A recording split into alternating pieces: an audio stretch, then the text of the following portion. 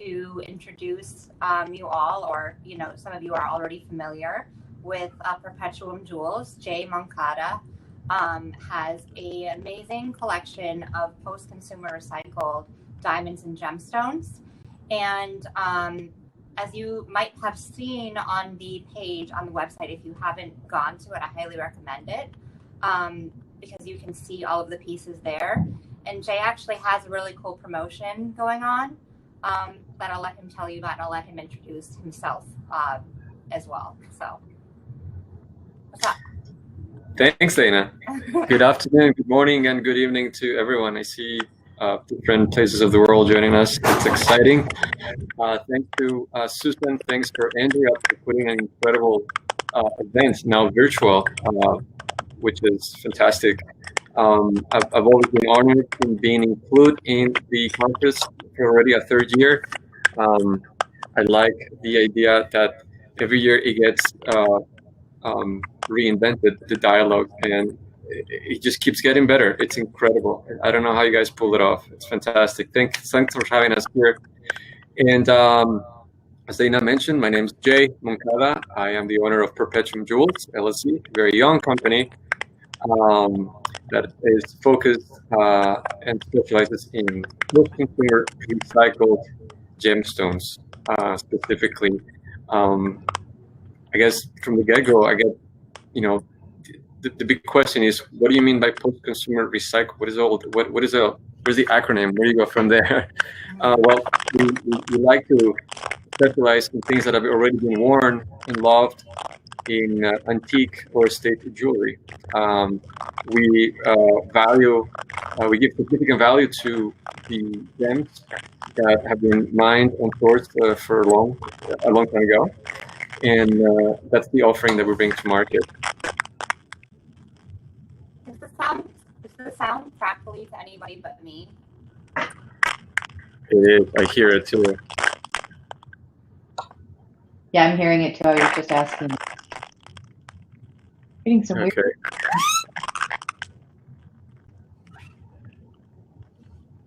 Not sure what's going on. It's probably on my end. You still hear it? You still hear it. That extra is muted. My two devices at the same time. You're cutting out, Dana. I'm cutting out? Yeah, you're cutting out. Hard to see it.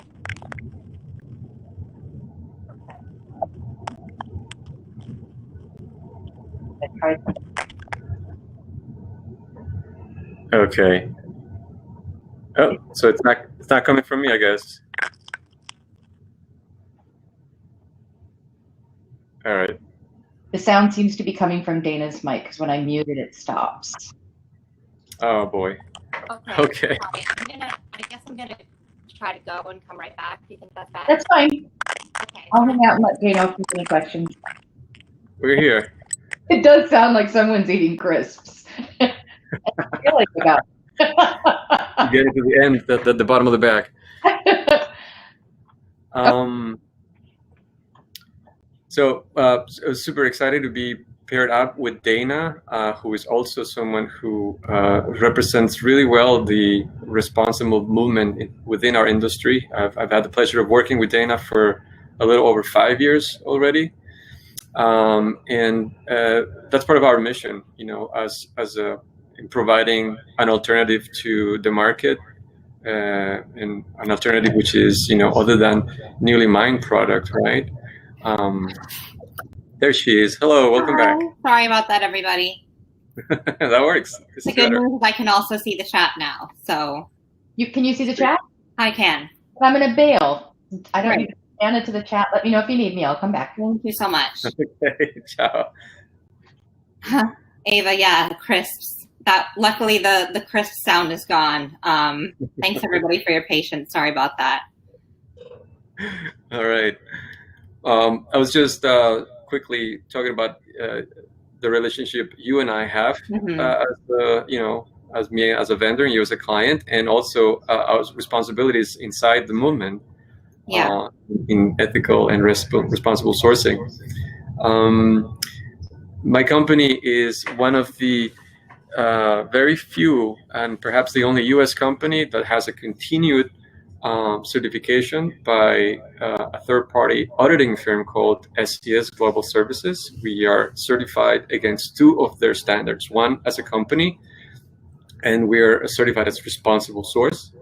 And secondly, the other certification we earn every year is for our product, which is post-consumer recycle. And again, back to the question, what is post-consumer recycle? Mm-hmm. So it's something that's already been part of the consumption market, as we see it, something that was already set in jewelry, put at a store, in a showcase, somebody picked it out, loved it, it was gifted, and then it comes back to be repurposed in the industry in some way or form. It's something that it's incredible to highlight because all precious metals and all precious stones, and gemstones in general, have basically a perpetual life. You know, you can reconvert, you can repolish, you can bring them back to life for another 100 years of use. So that's pretty much the offering that we bring to the market as an alternative if you are thinking about sourcing responsibly. We're based out of New York. We're a fairly young company, but I am a third generation in the business of basically gem trading. Started as Colombian emeralds through family. I was born and raised in Colombia. I've been in the U.S. for close to 30 years, and so that's the background of what I do and the reasons behind it. Working with Dana has been great because she's also someone that's mindful about how she sources her product. And it's really amazing as a designer to have this option of post-consumer recycled stones that a lot of dealers don't focus on. And what I also love about them is that you will not find the same things that you will on the traditional diamond market. You don't find the same cuts that were in these times anymore. You don't find the same uniqueness. You just, they have such an interesting story behind them, and the mystery of that is really special as well. So I love that. Right. And that comes out from, because of how we source, right? We, the easiest, I guess, most found item in our inventory, it's of antique origin. So old cuts in diamonds and also colored gemstones, and that have sort of that old world feel and romance, right? That historical context to it, depending on how and where we find them. So that's basically in conjunction with sourcing responsibly what we are bringing to the market. And like you're pointing out, they're all unique. They all have their own story to tell, and that's our kind of like our foundation for informing provenance and historical context to each stone. Absolutely. So I just put in the chat the link to the page where you guys can go on and you can see a good sampling of jade stones. This is not, of course, his entire inventory, but this is some special pieces that he's picked for this boutique. You can see there's some diamonds and some gorgeous colored stones. So you can take a look at those. And Jay's also going to show us some of the stones on our third little camera here, which is really exciting. And you can also shop right on this platform. And Jay is also doing a very special promotion just for today, just for the conference. So tell us about that. Okay, I will explain it while I show as well, I guess. Yes, please. Show us. So as a big thank you for both Susan and Andrea to keep us in as a vendor group and myself as part of the conversations every year. I wanted to offer the opportunity for everyone who is buying products on the Chicago Responsible Conference website from the shop directly. Everyone who buys $1,000 or above, I am gifting a pair of antique post-consumer recycled diamonds that you can easily pair up with any of the colored gems that you're buying from other vendors, or make earrings with, or hold off for a custom project. And there is a catch, right? I don't usually gift out diamonds without something to be expected in return. But a law for those of you who choose to purchase and are recipients of the gift of the pair of diamonds, all diamonds, is to either fundraise or to make sure you track the proceeds of those diamonds.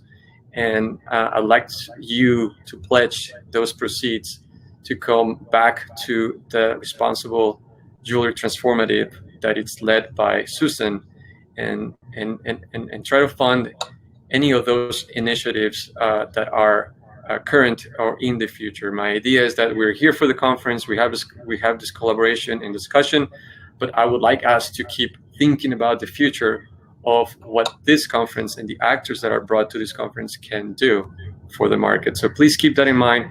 I'd love to be able to help Susan in many other ways as well as this, and I hope you enjoyed the presentation. So I'm going to start with the most recognized, I should say, the most recognized cut style for antique diamonds, which is the Old European. I'm going to try to bring it into focus here. Mm-hmm. Tell us about that one. So it is, yes, it is listed up on the website. It is a 1.04 carats Old European. It is a style that was most popular in the beginning of the Deco era. Mm-hmm. It is characterized by the larger facets, as many of the older cuts have.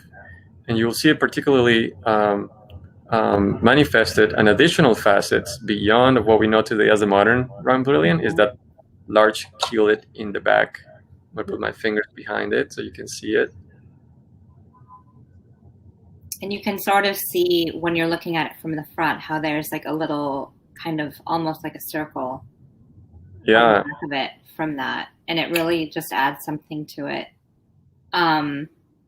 It's funny how when you have an Old European cut and it has a certificate, like a modern certificate, it will come up as like a not a very good cut on GIA because they don't grade things that way. So just so everybody knows that little fun fact. Great point. But actually it's a very good Old European cut. So even though it might not show on the GIA certificate because they're grading it as a modern brilliant. That's right. That one's really awesome. That's a really good size for like an engagement ring too. Exactly right. So you get your 6.5 millimeter spread, as most carat sizes do, and but just a lot more flash. We like to argue that Old Europeans, because they were conceived under different light environments, they would normally outperform modern brilliants because at home you don't have the perfect daylight equivalent that we gemologists use to grade diamonds. So they're probably out manifested in a different light and a much better environment.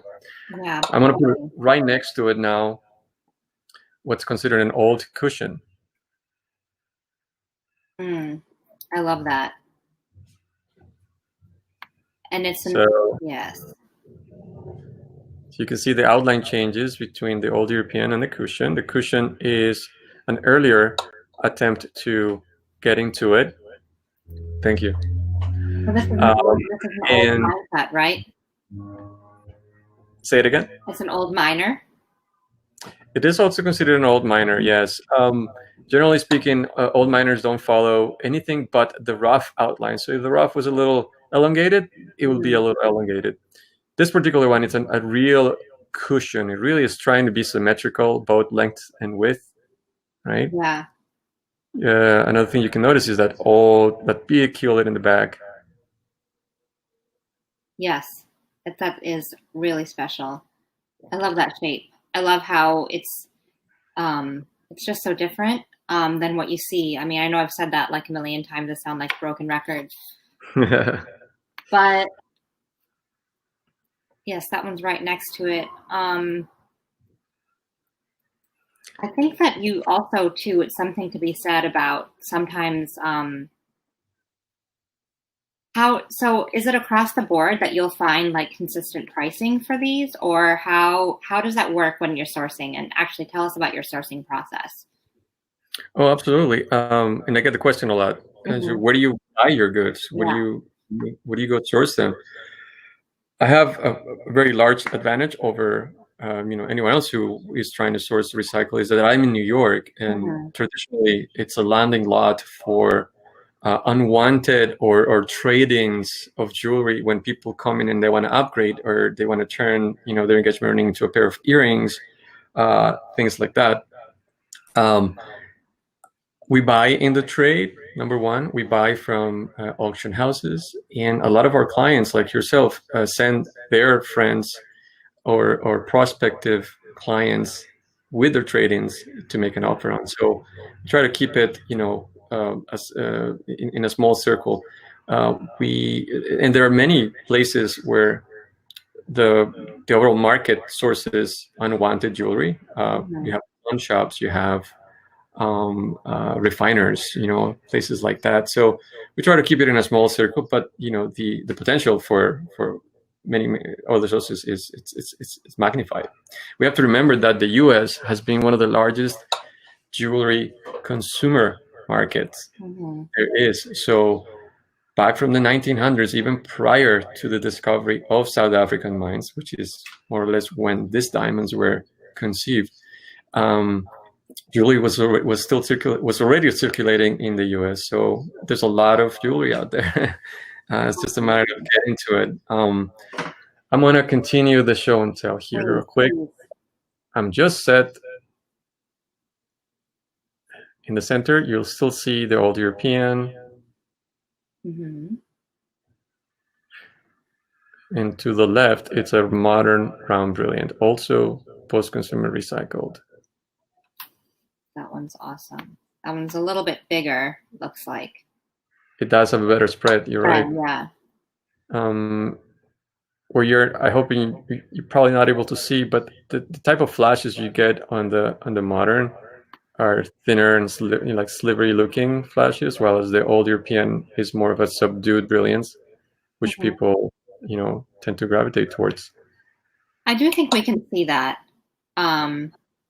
It's not perfect. Oh, shoot. Sorry. No worries. Yeah, that is amazing.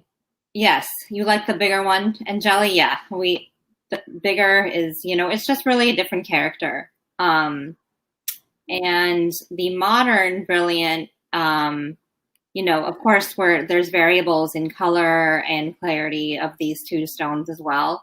But it really is a matter of preference. And when I talk to a client when they're looking for a diamond, I always tell them, they would say, "Oh, which one's better?" And I say, "Well, which one speaks to you?" Because it's really a personal choice. No two are exactly alike, and there's not a better, there's not a right or wrong. That's right. Each stone, and that's what's so interesting about working with the old cuts, is that each stone speaks to each person differently.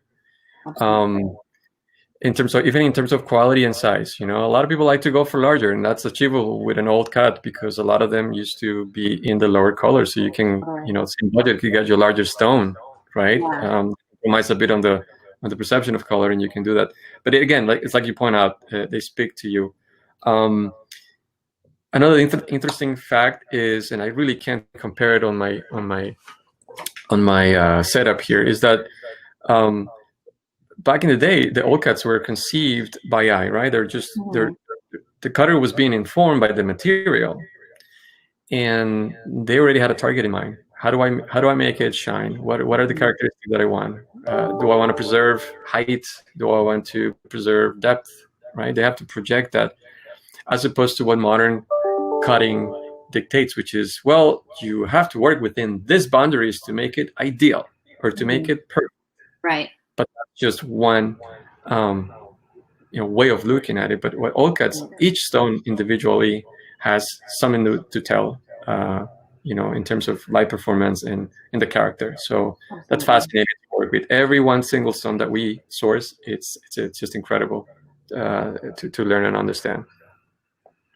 You sometimes do find matched pairs, even though you don't find things that are one of a kind, correct? Just so everybody knows that. Correct. Yeah. I mean, you can validly say you can match one stone with another, but there's always going to be some discrepancy in terms of what proportions are there. But they tend to be all different. Yeah, there wasn't a set guideline to follow up until later, until maybe 1950s, when the ideal 53 facets were settled, and study of light, return, et cetera, et cetera. But again, this was all already conceived when our lives was governed by artificial lights. Old cuts were candlelight and gaslight overheads, and just natural daylight too, right? All right, I'm going to show you one of my favorites. It's still with me. It's one of those that I'll never let go. Might stay with me forever.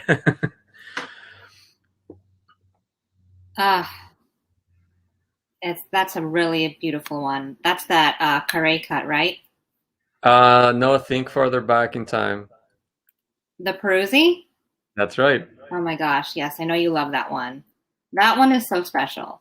It's kind of like in the middle of the page on the bottom above the colored stones. Peruzzi is like a really rare find, right? Yes, it's fun to find them in their current, in their original state, because they tend to be recut after unmounted, at some point, which is a natural process for diamonds. So to find them unedited, it's pretty huge. That's amazing. So what's interesting about this is, like, you almost are already, I don't know if people can see, but the pavilion almost retains the octahedral form of the rough. And that was intended, right? It's incredible. You really need to see the three-dimensional of that, because there's so much weight in that in the bottom. You don't really see it from the flat. And that's why you see almost like a circle on the still image of it behind it, because of just everything that's happening. Correct. It plays the light in this amazing way. And then additional background story on the Peruzzi cut. So we were informed by research, and it's been documented on a couple of early literature, is that there was a cutter in Venice named Vincenzo Peruzzi, who he's attributed to creating the first brilliant cut. Right? Today, when you look at a GIS certificate, it reads modern round brilliant, or square brilliant, or modified square brilliant, stuff like that. So the idea of brilliance is this rhomboidal facets, both top and bottom. Vincenzo Peruzzi is attributed to creating the first brilliant cut. These are his first attempts to getting there, right? This was already after years of advancing polishing techniques, right? Which is very hard. Lime is an extremely hard material. And therefore we're calling it Peruzzi, because it closely resembles the first drafts of the brilliant cuts of the time. And this is cool. The 1700s. Wow. So in theory, this stone and its style has survived a little over 200 years, perhaps. Amazing. Right? Yeah. Cool. Yeah, it's not like they ever get old. Jay, could you repeat the parameters of the promotion again, for somebody joined us late and was asking? Absolutely. It's actually very easy to get, guys. If you are able to purchase a stone through the conference site, as long as your purchase is above $1,000, you are going to be gifted a pair of rose-cut diamonds, which are antique. I'm going to try to have a quick look. This is what they look like. They're approximately between 0.4 and 0.5 carats total weight. Those are really amazing. And the catch is that you need to pledge the proceeds of the making of a jewelry piece with those diamonds. Or, great idea, I've done it, fundraise it. And that the proceeds for that come back to the Responsible Jewelry Transformative, which is Susan Wheeler's organization behind the conference and behind many of the initiatives that you're going to learn about throughout this week and for the years to come. So that's the special promotion. It's going to stay on during the conference, and I hope it goes farther than that. So Absolutely. If you look up my profile on the conference, it does a little bit of the extra detail there. All right. Yep. Go ahead. Oh, I was going to say, I put the link for people who didn't see it when I first pointed it out. I placed the link to the boutique in the chat, so you can find it there. Beautiful. Jay is so inspiring, right? Ooh, what's this? Yeah, that's the one. It's the one I was talking about. That's right. So this is a very early rose cut.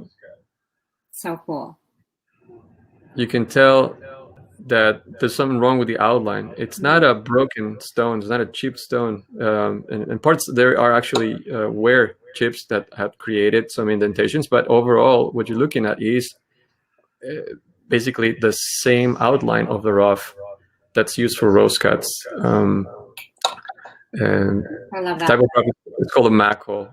We are used to thinking that diamonds are octahedrons, right? Like two pyramids join at the base, and that's what we see today for the brilliant cuts come out of that kind of octahedron. But there are also macros which are much flatter, almost always in the shape of a triangle, and it's just another way of crystal formation for diamonds. So that's a material that's been used for centuries to cut rose cuts. All of the fantastic diamond coverage that you see on Indian Maharaja royal jewels, very antique rose cuts made out of macros. So those are exciting. This guy is a 0.96 Baroque rose cut, right? Because there's no definite shape, and it spreads almost 10 millimeter. It's 9.5 by 7.3. So you get a lot of diamond for the look. Yeah, that's amazing. A lot of spread for a weight. And then I wanted to, now that we sort of have the baseline of the historical context of diamonds, and then if you fast forward a little bit to maybe the middle of the century, you enter the true Deco era, right? 1920s, 1930s, 1940s. Then you find more elements like what I'm going to show you here. Here's your quintessential emerald cut. And next to it is the Carré cut. So as you see here, it's a departure from brilliant faceting. These are all just step cuts, which are just bands of light. This sort of ideology behind it's commonly known as the House of Mirrors effect. We just thought, absolutely can get it to focus. Let's see if I can not move for a second. There we go. Focus, yeah. That's awesome. I've always loved the flashiness of emerald cut, so I love discovering like these older step cuts that you just don't see as often. What makes a carré cut a carré cut? Well, carré is French for square. It's that simple. There's a lot of French vocabulary reference in jewelry because I guess everything sounds a lot more savory in French. So carré, it just means square. And it's essentially just like a baguette, which is also a French word, but it's just in a square form. Very popular during the Deco era in building this beautiful, structural, linear designs. They were perfect for that. Same thing with the emerald cuts. Emerald cuts have the same step faceting, but they have clipped corners, right? Right. The emerald cut that you looked at was a 101 eye color SI2 from GIA. I love that stone because it has the older feel. It's like a mid-century stone. And perhaps really found, I don't have the information with me, but I think it was found in a mid-century piece. All right, we only have a few more minutes apparently. Sorry about that. Just keep showing us things. All right, I'm just going to do a quick lineup of what is also available in our stock, which is not only diamonds, but also antique color gems. See if I can do that real quick here. And you'll see them all on the website with better photographs, of course. On the left, you have the emerald. It's a Colombian emerald of 1.70 carats. Beautiful. It was found in a mid-century ring, a standard platinum setting with two triangular step cuts on the side. Next to it, it's an old sapphire. You can't tell here, but on the boutique pages, you'll see a square faceting in the center, which is indicative of old techniques. Next to it is a spinel. This is a more contemporary. I think it was from the 1970s, jewelry from the 1970s. But it's beautiful, very juicy, incredible spinel. It's a 2-carat 61, purple color. Gorgeous. And then next to it is a sapphire, also antique. It's got a beautiful golden vibrance to it. It just glows in any light. It's beautiful. Amazing. And then finally, a sapphire that I find fascinating. It's just got all the cutting decisions in the sapphire is just against the grain. It's a very elongated material. It's super weird and wonky, and it's super deep. So special, and that color is amazing. Exactly. So again, it's to reinforce the fact that what it's also inspiring about what we do, which is finding these unusual stones. It's also what makes them stand out from the rest of materials that you find out there. So for everything that we source, we understand provenance. There is some historical context to it, which also adds to, when our clients like yourself are presenting it to your end consumer. So absolutely. That's very rare among diamonds to actually know the provenance. We have one question, which is, how do you need to recut some of the stones to prepare for a sale? Many times. We'll try to do is fix things that could pose a risk in resetting. Diamonds, not as much, but in color stones, we do that as well. Depending on the age of a color stone, we try to honor the age and we leave it abraded and kind of like wonky as we found it, with the possibility of repolishing. But it's just, we find it interesting on the conversation to show their age and what made it old and why was it significant, as opposed to repolishing to a perfect cut, right? So, but yeah, so many times we have to repolish, and at least on the waistline of a diamond or a color stone, that's where most pressure is, and we take care of that. But we preserve the original idea. That's more or less what we do. Wonderful. Well, everybody, I highly encourage you to check out the page if you haven't already. And this is a really special offer that Jay's offering. And I highly recommend working with him. He's awesome and his stones are amazing. You will not regret buying any of these, I promise you. So, yeah, anything else you want to mention before we leave, Jay? Let's make sure the work that Susan and Andrea are putting together this conference is everlasting. We're helping her financially, but let's spread the word about how incredible the initiatives and the motivation behind it is, so that we continue this change. Absolutely. And I highly recommend everybody to attend the rest of the conference. You will learn so much. Your head might explode, but in a really good way. It's really important information for all of us in the jewelry industry to know. And it's a really amazing community of people. I recommend everybody join us in person next year when we're able to do that. And share it with your friends in the jewelry industry. It's really amazing that we get to share this information online, and for pay what you can price. So thank you all for being with us, and for supporting the conference. Thank you, Dana. Thank you, Jay. Bye, everyone. All right, take care, everyone.